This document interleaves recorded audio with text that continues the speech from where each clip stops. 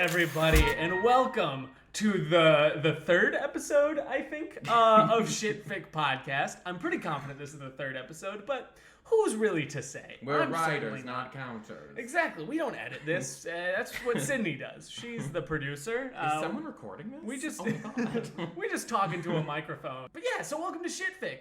If you're new, what we do is we read old scripts, stories, all sorts of things that we wrote when we were in middle school, high school as children, and we laugh at it because as creators, we grow and we learn, and the things that we create in our early days are usually shitty. Yeah, we cringe. We cringy at them. Yeah. But I think it's fun to like go back and learn from them and see maybe if we could fix them and keep them. Who's to say? Probably not. I don't think we've had to keep it this whole time. So yeah. So will this be the one? Will this be the one? But I'm Michael. And all right, it's your boy Christopher. We're gonna read one of Chris's scripts. So Chris, would you like to give us a little bit of information about this? Absolutely. All right. What is your history with this? What inspired it? Where were you in your life when you wrote it? Give us the details. Absolutely. So this script is called A Bully Play for the Kinder Schools. I remember, I believe this was either freshman or sophomore year, in our drama class, we were tasked to write a play to like about bullying to put on for the school. It was a collaborative writing project. This isn't, but what we did was, and it was remembered being like really dark and like, cause you know, when you're a high schooler and like you're trying to write something extra profound, I tell you. I can't say I relate. You did? No. Most of my friends were that way. I had a lot of like people in my writing classes that were like, I want to do the dark thing because I'm an angsty high schooler. And I was like, I just want to make people laugh. I just want to make comedy. So we were trying to do that. It never ended up happening. Just because, I mean, that was kind of a theme in our drama classes. Is starting a project but not following through. Yes. We're like, oh yeah, we'll push it another week. Or like, you know, like, oh yeah, we'll just keep working on it today. I'm sure we'll get a date that we're going to actually perform this. And then it's just like, well, we're not doing it, but you all get A's because congratulations, you were here. I feel like that's the story of every creative person ever is like, I'm going to get this thing done. I'm going to do it. And then like 3 months go by and you're like, well, you know, one day I'll get it done. One of these days, I'm sure. But it'll just happen. I just will have a book if I keep just waiting. Exactly. The book will write itself. Exactly. And somebody will break into my house and read it. And they'll sign me to $1 million contract. But anyway, so that never happened. But I remember being inspired. And like, you know, every bully play is always like at least a little like obtuse. So I was like thinking of like, what if we like, I wrote a play that like was a commentary on like the super obtuse like, oh God, bullying. You know, it's the over dramatic, it's the, you know, non-nuanced, like a CW show. Yeah. We did it, folks. Yeah, so how did this come about? Like, so were you like, we're doing this collaborative project, but I also want to write my own bully play? I probably wanted to, like, you know, the fantasy of, like, I would write this play and I'd be like, oh, Mrs. Reardon, my drama teacher, I wrote my own bully play. It's nothing great, but you can read it. And she'd be like, wow! Gotcha. This is the best goddamn, everybody, your play is shit. We're doing this one. Gotcha. But, you know, as I think literally every single one of my plays, none of them have ever been produced. Unlike you, apparently, who is able to get every single one produced. In my defense, they were like just performed in my high school. They were red carpet, and mine are in a drawer. So I'm gonna go ahead and read all of the like stage directions and character names and stuff, and And I will be acting. Chris will do all the dialogue. I will be acting today. Thank you. Please clap at your computer screen. So, all right. Let's get into a bully play for the kinder schools. It's an ensemble. It's an ensemble? Okay. It's an ensemble. Okay. So we got Jess, who is the kindest of the group. We've got Sarah, who is the most sassy of the group. Oh, I worry for her. Of course, sassy Sarah. She's gonna come off like a gay man. I can already feel it. She is you. She is the writer's insert character. For sure. I have to assume. And then we've got the one who I think is probably going to be the most cringy of the group. We've got Matt, who is the most philosophical of the bunch. And we've got Derek, who is the most grounded of the group, yet somehow is still going to be just wild. Just a crazy man. We've got Miss Roper, who is the teacher and organizer of the play. Stacy, who is merely an actress. Nothing more, nothing less. Nothing less. I feel like I probably... Because there's 6 more characters after this. Yes. And I have a feeling that they could honestly probably have just been actress 1, actress 2. But I was like, no! This is a person! They need a name! All right, next up we got Greg, who is an actor, but he has more defining characteristics. He plays football, but he's also secretly gay. Wow. Yet I'm confident Sarah will come across as more of a gay man than Greg will. Unfortunately.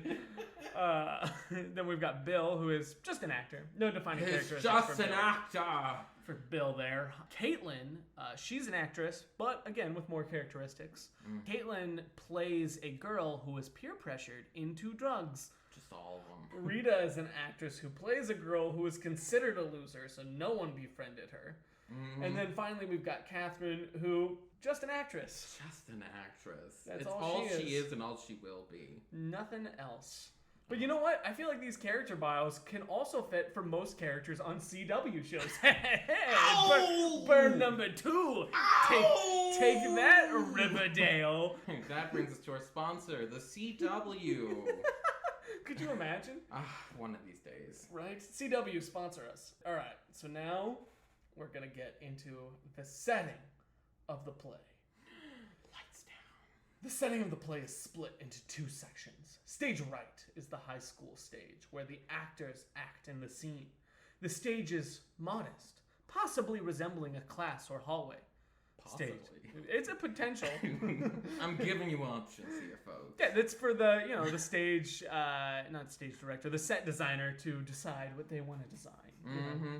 It's just kind of you as a writer to be non-specific and make everyone else's lives harder. What? It's so kind of you. I've never commented on this. Do not listen to the last episode. Stage left is part of the audience where the gang is set up. Both sets. Wait, there wasn't a gang in the character descriptions. Well, who's in the gang? It's the people with actual character descriptions that are in a gang. Oh, not like a literal. Okay. There's just a street gang in this school auditorium. I was already kidding, but it's like the Scooby Gang. I get it. The gang, man. The gang. All right, so this is a '70s script. Yes. The gang is set up. Both sets are pointed diagonal towards the center. It begins with Miss Roper directing kids into their seats. Miss Roper. All right, everyone. Get into your seats quickly. Move towards the center, please.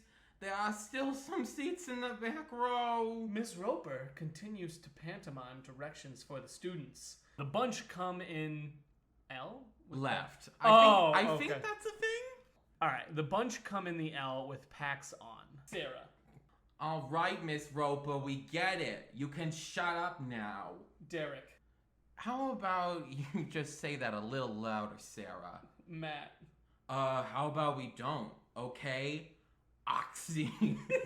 Yeah, was that supposed to be 2 okays in a row? Yeah, it was supposed Or is Oxy what you were going for? This is actually a commentary on the opioid crisis. Oxycontin. Matt being the philosophical one. He just casually brings it up, Exactly. He's like, I can't go to the left of the stage because Oxy. Everyone knows philosophical people do drugs. That's just the nature of the world, right? That's not a stereotype or anything. That not at all. Is a truth. Artsy people do drugs. Fact.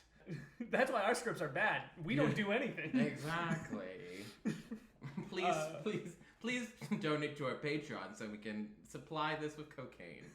Thank you. Derek. So anyways, do you want to know what this assembly is about? You want to try that line again there, buddy? Let's try that one more time. Right. I'm trying to do a Brooklyn accent. Yeah. Let's see. Well, we just lost all of our listeners from Brooklyn. Oh, I'm so sorry, Brooklyn people. All right, Derek. So anyways, do you know... Is this good English? So anyways, do any you know? Okay, great. So No. It's not my fault. It's my fault. It's previous you's fault for making an incoherent sentence. All right, let's do one more time. Derek. So anyways, do any of you guys know what this assembly is about? I would just like to point out that he did not read the actual line. He Paraphrased it because he couldn't get through his terrible writing. I just want that on the record. Oh my god. This is a writing on the spot, guys. Which is like kind of the complete opposite of what this podcast is about. Is that we don't change it. So anyways, do any you know what this assembly is about? Jess. I think it's about bullying. Sarah. Lovely. Just lovely. This is gonna be great. Like every other bullying play they've ever put on. Alright, Jess. Well, we get to get out of class for a couple periods. What? They're watching a play. Oh. It's a play within a play. Play within a play. Yeah. Okay. Alright, Sarah. Weird. What are we doing in this stage? Why are we acting? What's going on, you guys? Oh, that makes more sense. Sarah. Jess, have these assemblies ever been better than class? No, they haven't. They've never have been and never will be.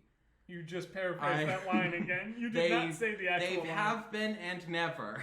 No, they haven't. Yep, that's what the actual line. What the fuck, Christopher?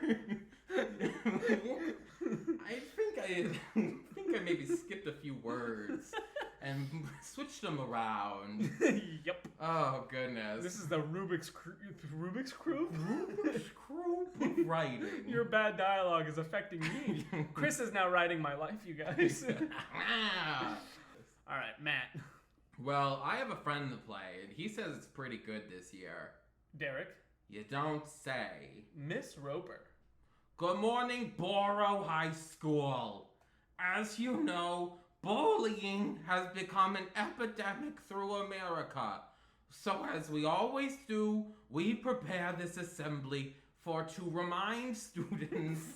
to remind students of the dangers of bullying, hazing, peer pressure, and other terrible practices.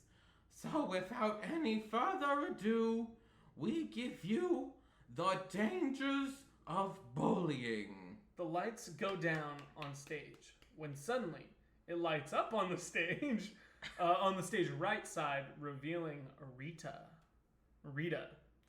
All I ever really needed was a friend, but no one would hold out their hand for a girl like me. In comes Greg and Caitlin on either side. Greg. All I wanted was to be myself, but no one would ever accept that side of me. Caitlin. I never wanted to do what I did, but they wanted me to. So I did. All of them. If it wasn't for bullying, life would be so much easier. Lights go down as they move furniture on stage. Dim lights up on the quartet. Light enough so that you can see who's talking, but no enough to get special detail. Sarah. Inner monologues is supposed to make my vagina explode right now? Wait. What the fuck? Hold on, we gotta back it up. What the hell line is this? Okay, so let me... Inner monologues is supposed to make my vagina explode right now. Okay. What? So... What, Chris? What I think she's supposed to be saying is, oh great, in her monologues, is this supposed to make my vagina explode right now? Because she's a gay man. And her vagina is exploding because she is a gay man. But like, I don't even get what the metaphor or simile or whatever word thing you're doing here is. She's trying to be like, wow, how original.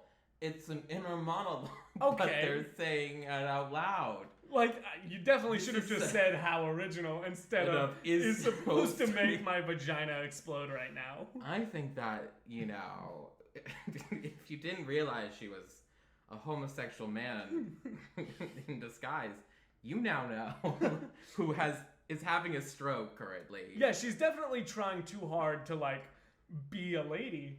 Well, she's alternative. She's an alternative girl. She loves talking about a vagina exploding right now. Right now! Exclamation point. It's like when guys, you know, that aren't really, you know, manly men try to be manly men to fit in, and they're like, hey, dick stuff, am I right? Yeah. And other guys are just like, what are you talking about? What?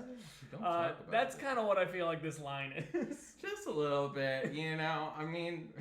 It's like when I tried to fit in school, you know, and I was like, hey, you know what I'm talking about, and everyone's like, no, Michael, we don't know what you're talking about, because you're talking about World of Warcraft, and you're the only one that plays it, go home. And I'm like, okay, my bad, I apologize. Damn, that just hit deep. That just dredged up. This is gonna dredge up some old feelings. Anyway, Derek. They're trying to be deep. Matt.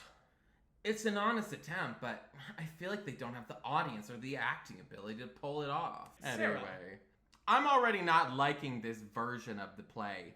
This is gonna be a lame-ass attempt to try and make audiences really open their eyes about the truths of bullying. Holy shit, this is just self-commentary. It is. Oh, God. This whole play is just like, you know, this is a bad play, and we're gonna let you know. It's like, this is the real bad play, guys. So I promise it's not the one you're watching right now. Anyway, Matt. It'd be easier for us to tell the truth, really. Jess. Guys, stop judging this before it's even started. All of the group but Jess.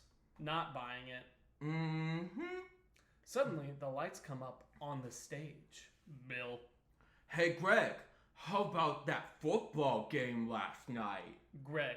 Yeah, we beat them 80-0. What? Did they really? That's an insane score. That's a boring football game. That's just like one team is constantly scoring and the other team is just like, we're not going to play at this point. They just didn't even show up. They're like, but we're still playing. We will play the other team even if they're invisible. Derek groans. Bill. Yeah, you know it. Hey, anyways, have you finally got a chick? Greg. Nah, not yet. Bill. Dude, come on. There's gotta be a girl for you out there. I mean, who wouldn't want to date the head quarterback? Derek, whispering. Oh, God. There's no such thing as a head quarterback. I don't think it's called head quarterback, but like it's first. I think it's called first quarterback. But I mean, I don't know anything about sports. As I mentioned earlier, I just played World of Warcraft throughout my entire high school experience and currently. I thought I was doing something there. Greg. Yeah, I guess I just gotta find the right one for me, you know? Bill. Yeah, I know what you mean. Well, see you around, Greg. Greg. See you around. Bill exits and sighs. See you around. Steps to center. You see, I don't know what to think. I'm the head quarterback. Derek groans loudly. Derek groans loudly. But what if I like boys? Oh, what my teammates think? Would they treat me the same? I don't know what to do. Greg walks off and the dim lights come up on the gang. Sarah. Bring in the gays. Yep, that adds up for Sarah. Matt. Don't hate them. It's a requirement of law. For every mention of bullying, you must also bring up an hour-long discussion on homosexuality. Were you God. were you out at this point in time when you wrote this? I never like fully like did like the big proclamation like everyone, it's me, a homo. But like around this time I was out-ish. Gotcha. Jess. Well, it is a major issue nowadays. Sarah. Yeah, elsewhere, not in Borough High School, we really don't have any problems with gays here. I mean, I'm gay. I don't feel the need to step on a pedestal and scream into the mountaintops of my gayness. Wow, What kind of repressed homosexual bullshit is this, Sarah? Are you better than them? You're better than the other gays. Congratulations. Remember when we said Sarah was going to be your self-insert character? Oh, it most definitely is. This is such like a... Oh my god. This is such like a newly out like kind of take. Yep. Where it's like, you know, like, guys, I'm just a normal guy. Don't treat me any different. And it's like, you don't want to, like, you know, be one of those gays who are, you know, interacting with gay culture. Ew, gross. And so it's, oh my god, such self-hating, like, bullshit that, like, you know, it's like, I'm the cool gay because I don't talk about it ever. Yeah. And I would never want to encroach on somebody's normalcy by bringing up I like women. Which is unfortunate. Mm-hmm. But, like, again, I mean, you could definitely tell this is your early writing, especially where you're at now. Oh, for sure. I mean, Right? honestly, like, literally, I've done a full 180. I am, like, so fucking thirsty for, like, if there's, like, any TV show or anything, and there's, like, one guy who's like, I'm gay, but I can't tell anyone. I'm like, yeah! No matter how obtuse it is, I'm like, yeah, this is my shit, man! And it's like, but I guess in this time I was like, what? Guys, don't even talk about that. It's not even an issue. Yeah. Here in Borough High School. Which really also is like a writing mistake 101, where you don't really set any stakes for this play. Like, it would be nice if what's happening in the, you know, the fake play reflected, like, the characters in the real world, right? So, like, if Sarah was someone who was struggling with it, and then they're also watching a play about it, it would be sort of that interesting dynamic. It's like, it's the exact opposite of, like, oh man, is she gonna have issues with homosexuality? It's like, no, move on. Yeah. We're done with this part. Like, any going. any potential interesting character development was just shattered. We just said we're done. We're And done. all the stakes in the whole show was just like, no, never mind. We're all good, actually. Yet there are stakes in the fake play. Which let's just watch the fake play. Yeah, I feel like you could cut out the real life people and let's just watch the The fake play. Yep. All right, Derek. And you know, it's almost become a stereotype of breaking a stereotype that it's the head quarterback that's the gay one. Derek. Oh Lord, it's happening. Matt. I feel like this would be so much better if they just allowed them some freedom with language and content. Derek. Matt, should I want to know what you're talking about? Matt. Of course not, Derek, but that's what a friend's for. So what if Bill kept bugging him about losing his virginity? Jess. Please don't. Matt, as if pitching. But he says, no, I want to find the right one. But Bill goes, you mean right titty size? What? Greg hesitates because he knows that if he declines, he'll rouse suspicion, literally. But he says, rouse suspicion, fuck you, Chris. But he says, yeah, see you at the practice, big man. Bill, obvious to the seductive undertones. Big man, I like it. See ya. End scene. I like that Matt just pitched this whole scene. Yeah, and I hate it. I Yep. hate everything about it. Yup. Matt keep your philosophy to yourself. Wait, is Matt's the philosophical one, Yeah, right? he's the philosophical one. He He's just writing the good play. He just sounds like an asshole. Like, yeah. but I guess, high school philosophers are kind of just assholes. Like, they don't really preach any philosophy so much as just like, everything you love will die, and I'm smarter than all of you. Exactly. Sarah. Holy crap, that sucked, literally. Oh yeah, and by the way, that's an example to use the pun. Bill, the straight football player, would not get a hard-on from suspicion. What? Who knows? Maybe your talent will be more suited in the porn writing industry. You know what? I hope Matt goes into porn writing. That's the sequel to this. That's the Matt writing porn. Matt brings philosophy to porn. Jess. How in the hell did we get into this disgusting side bath? Lights up on Greg, walks into a cafeteria. Greg. Man, the lunch today looks awful. Matt sarcastically. Oh shit, I feel so connected to this character right now. Okay, Matt, shut up. Shut Catherine. the hell up. Oh my god, do you see that pizza? Stacy. Ew, it's so gross. The school lunch is so gay. Greg is bothered, but says nothing. Hey, Catherine, you won't guess what? Catherine. Try me, Stace. Stacy. In chemistry, I totes fell over and knocked over Jimmy. Catherine. Oh my god, you're such a fag. Wow, you were trying real hard here. Oh my god.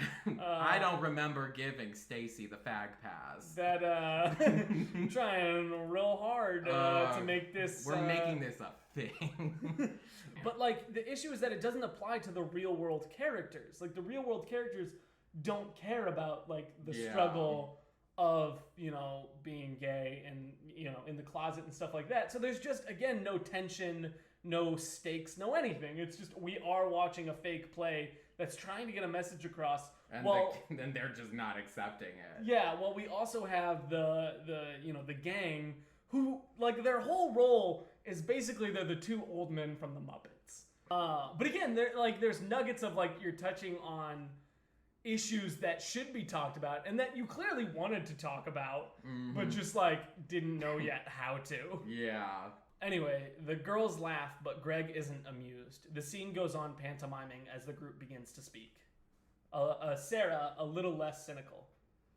Typical bully play procedure to bring up the gay faggot issue. Jess. Well, doesn't it bother you? Sarah. Of course it does. But it feels like a subject that isn't worth bringing up. Fuck you, Sarah. It's really kind of hopeless if you think about it. I feel like that line says a lot about young Chris. Oh man, we're gonna talk about young Chris. I feel like we're deep diving into his kind of psyche over here. Cool. Let's get through the scene. Let's get to. Maybe I'm about to bring it around. Derek. How so? Sarah. It all begins with the kids who like to say faggot and gay. They want to say faggot and gay. It's one of their rights. And they're sure we don't care about the use of it. But like our friend Greg up there, it obviously does. But sadly, this play isn't like real life though. Because when good old Greg says... Greg. Excuse me, I don't really appreciate you using the words gay and faggot. It's really offensive to gay people. Stacy. Oh, I'm sorry. I didn't think they cared. Sarah, little laugh to herself. The real world is harsher than on stage. If Stace and Catherine, the whore they... Oh my god! Oh, fuck you. Well, I mean, never mind. That doesn't make it right. Sarah, little laugh to herself. The real world is harsher than on stage. If Stace and Catherine the whore were who they said they were, they probably would ignore Gregory and continue their conversation, probably laughing at how stupid they think Greg is. Oh yeah, and that it's really offensive to gay people.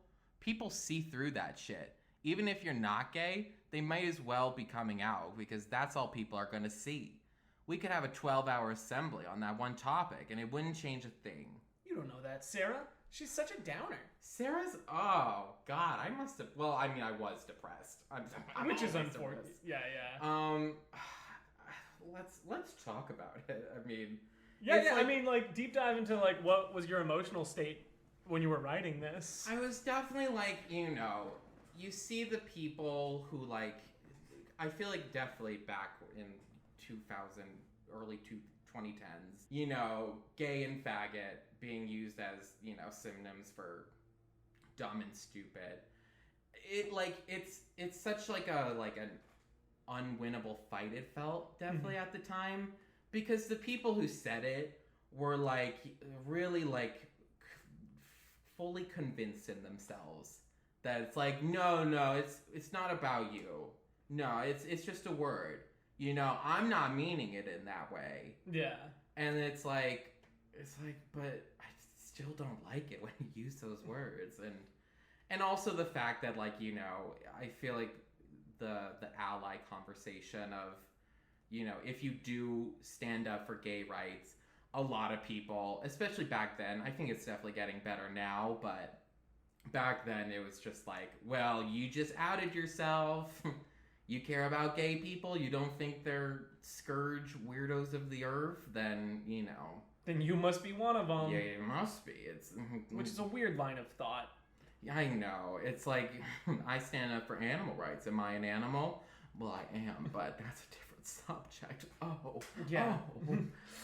Oh. But yeah, oh God. But it's unfortunate though, and I mean it really shows the level of mental instability that, like, bullying can cause, or even just like certain word usage can cause, because I mean your script isn't really, like, you're not defending yourself in the script. If anything, it seems like you're kind of saying that the people that use those words, like, are correct, and it's just like, don't fight them.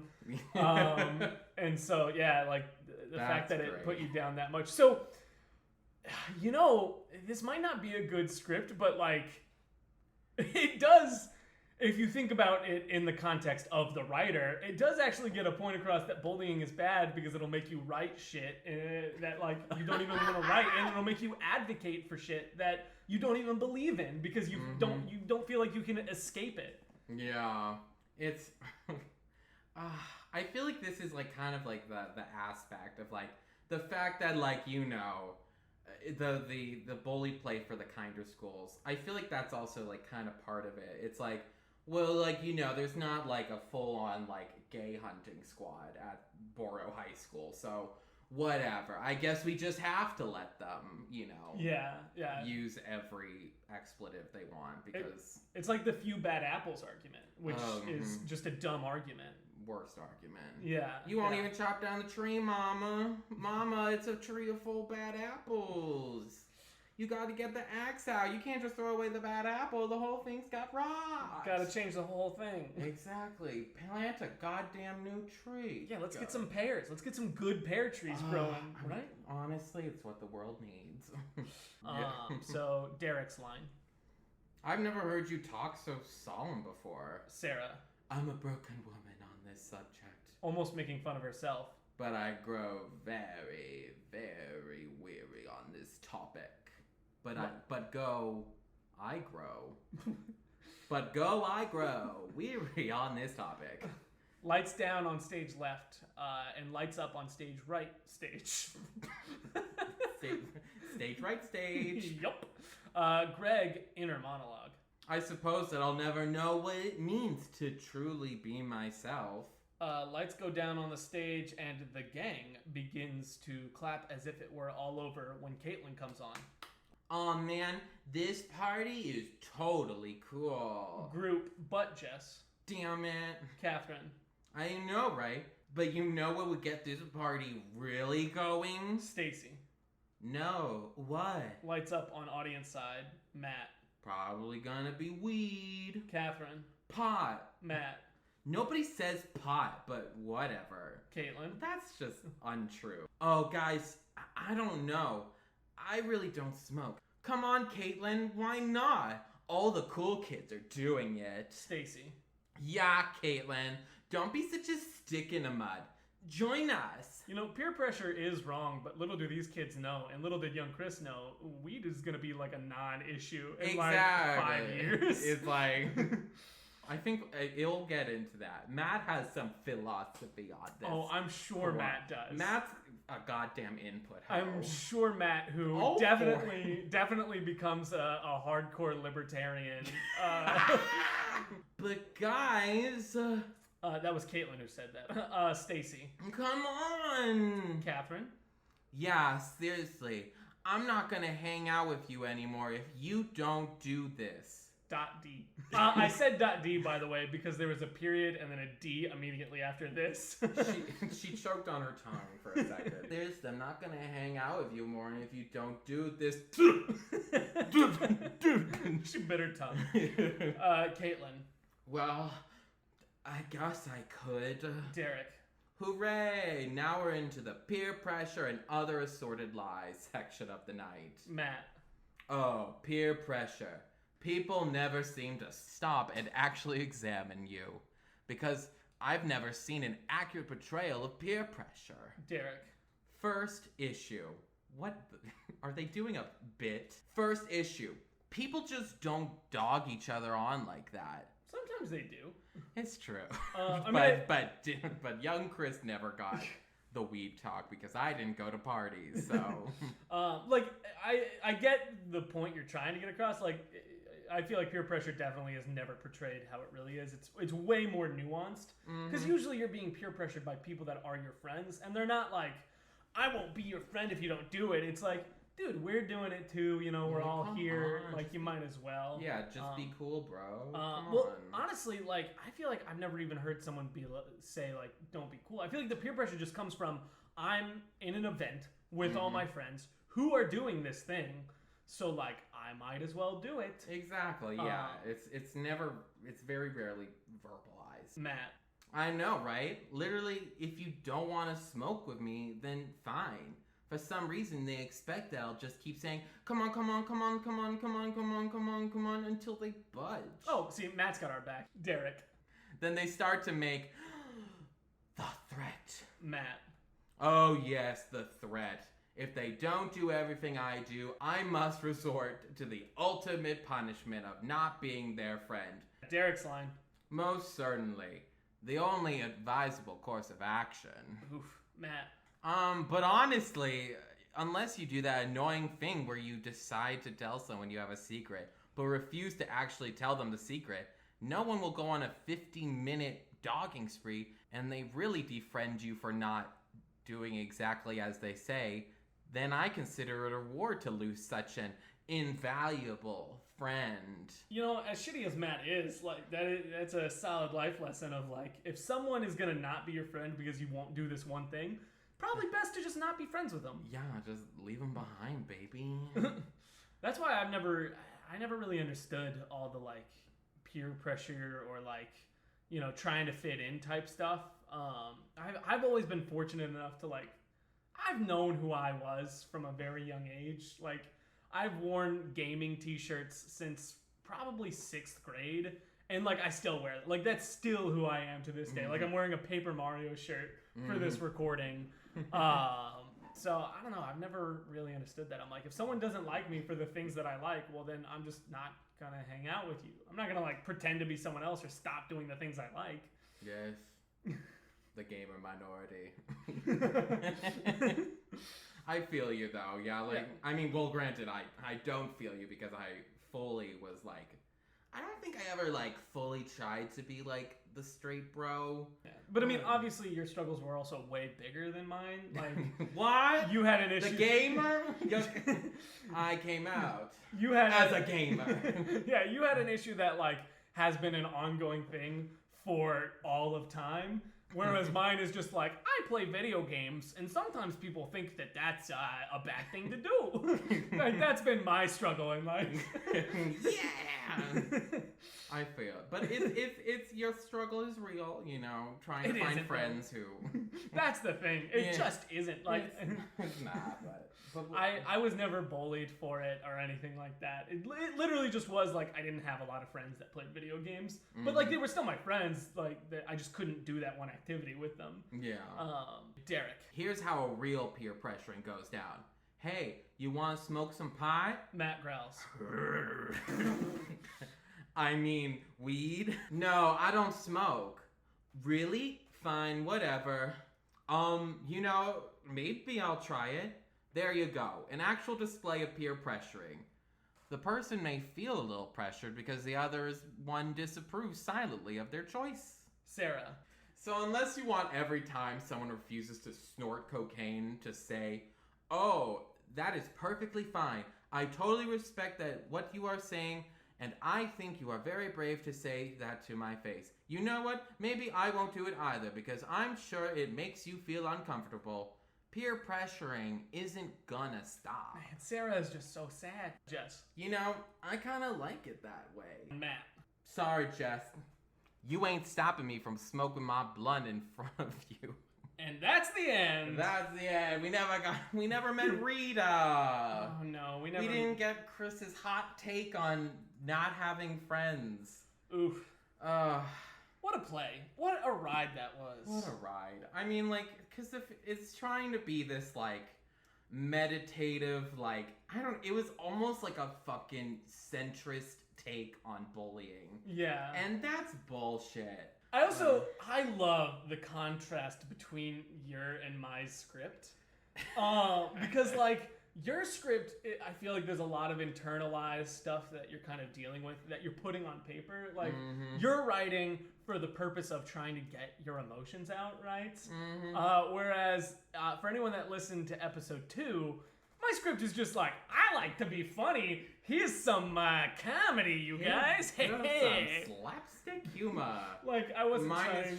Mine's just fucking depressed, like, depressed people in an audience. Yep. I mean, granted, that's all my scripts. Welcome to Shitfic. But you're not wrong. You're not wrong. It's so interesting that you can read so well into how a person is from like reading what they write, especially how they were. Welcome to the Chris mindset. Right. It wasn't great. I think probably like what happened was like I was like pretty heavily bullied like for the beginning of my life. I was fat, I was gross, I was weird and not in a charming way like I am now. Well, charming-ish. I would say you've hit a good level of charming. Charming weird. And I was flamboyant. And yeah, the kids in Massachusetts didn't like that. And I was like, yeah, I was pretty miserable. But I started to like transform because I finally got some socialization. And like, I was finally looking at like high school where like I finally was starting to get a group of friends. And I was like, wow, guys, there's no bullying here. It's because I finally stopped getting bullied for the first time in my life. It's just like, hey, I don't know. It's like this fucking centrist take on it. Yeah. Like, you know, peer pressuring, not that bad actually, guys. You know what? Maybe you should say something is gay and... Well, it's not even so much that peer pressure is okay or whatever. It's more so just like it's gonna happen and there's nothing you can do to change it. Oh, it's a nihilistic kind of. It is because I'm so fucking sad. In high school. It's just one of those things where it's like you can't change the world, so why try? Type of mindsets. Exactly, and I was acting out on the page. Yeah. Because I did not act out in real life. I'm so ready because you know I feel like I know what Rita's was gonna be. Yeah. It was gonna be like, hey, but Rita's actually kind of rude, or like it's gonna be like, wow, Rita's like not a good person, so maybe it's good that she has no friends. Because I feel like that's my commentary on myself. I know we do usually strive for comedy. I mean, granted, this is only the 3rd episode, but we started this out to strive for like a kind of a funny read through of our previous work. But I do hope if there's anyone that's like struggling with any type of bullying, or if if Mhm. you're struggling with your sexuality or anything like that, just it's okay to be who you are, right? Yeah. What? No more gays. Well, like we stopped it after 1996 when I was born. it's a stereotypical thing to say, or a cliche thing to say, but a lot of people still struggle with just being who they are. Yeah. Do you want me to do a monologue? I'll do a monologue. Yeah, I mean, this is all about you. So, like, if you want to talk about your struggles, I mean, because I'm sure there are people out there that went through the same, or are currently going through the same things that you went through. So, when I look at this, I see like a very sad little gay boy who like felt like he was so like insignificant in the world that like he felt the need to like lash out against anyone trying to like change it for the better, and like trying to lash out on like the bully play that tries to be like, hey, gay is good. And like, and peer pressuring, this is a major issue and stuff like that. And I see him and I like, I want to be like, Chris, just accept a little happiness in your heart, because you don't feel like you like deserve it at this point in time. And you know what? If Stacy and Catherine are fucking saying fag and gay in 2020, you best believe your future self is gonna say, hi, hello, what did you just say? What'd you say? And click your nails at them. But, to anybody who has gone through, a similar thing of feeling kind of powerless, I want to say, isn't it better now? Isn't it a little bit better? Don't you feel, a little bit better embracing, the fabulous big bitch you are? And just, ask for help when you need help, because that's a lot of what, I was sad and lonely, and I didn't want to be a bother on people. So do that. Hug your dog. And, register to vote. All good things. Exactly. But yeah, so hopefully you got something out of listening to this. Maybe some of you related to what Chris went through. Maybe some of you are gamers just like me, struggling with that gaming fight. Keep the fight, guys. Keep the fight. You're the real soldiers. Hashtag gamers rise up. But yeah, thank you guys so much for listening or watching on YouTube, or however you're enjoying this fine podcast. So I want to thank, first off, Ryan Tucker for creating the beautiful music you heard at the beginning of this. If you liked it, if you're interested in it, check out his website, rytuckmusic.com. But he's also doing live music lessons, which $10 of each like music session that he does with you, $10 of that goes to Black Lives Matter, which is a great cause. So I definitely recommend jumping in on that now. So he's awesome. Check him out. Check out his website and social media. I want to thank Sydne for producing this podcast. Without her, none of this would be a thing. This wouldn't exist if Sydne didn't exist. So it's a good thing she exists. And then I also want to thank Chris for opening up his heart to us. And I want to applaud him for that, because, it can be hard to do that. So thank you, Chris, for sharing yourself with us. And then I also want to thank myself for, being here. I'm a white guy. We all thank ourselves. I'll thank you. No. I'm a straight white guy. I can thank myself. Thank you very much. We are very good at applauding ourselves for doing terrible things. All right. Well, thanks. That was some shit thick.